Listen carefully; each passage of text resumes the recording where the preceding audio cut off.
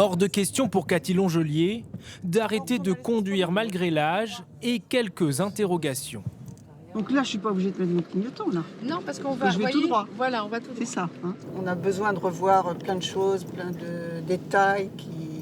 Souvent, avec mon mari, on a des doutes et...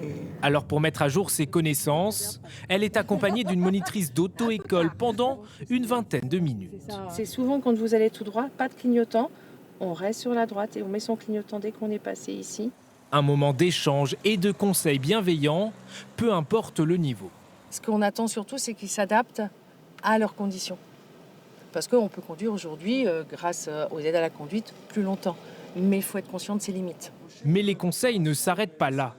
Tout au long de cette journée réservée aux seniors, une cinquantaine d'entre eux se relaient sur différents ateliers. Au programme, rappel du code de la route, constat à l'amiable ou encore prévention contre les stupéfiants et l'alcool. Le premier masque, d'accord, donc ça va simuler un état d'ébriété de 0,4 à 0,6.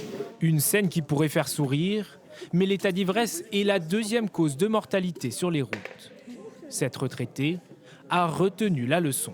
La vue est un petit peu floue et on perd légèrement son équilibre. Mais je pense qu'il doit y avoir des choses qui sont encore plus terribles et il vaut mieux laisser le volant à la maison. Un événement nécessaire pour les organisateurs. Les seniors sont les plus touchés par les accidents mortels après les 18-24 ans.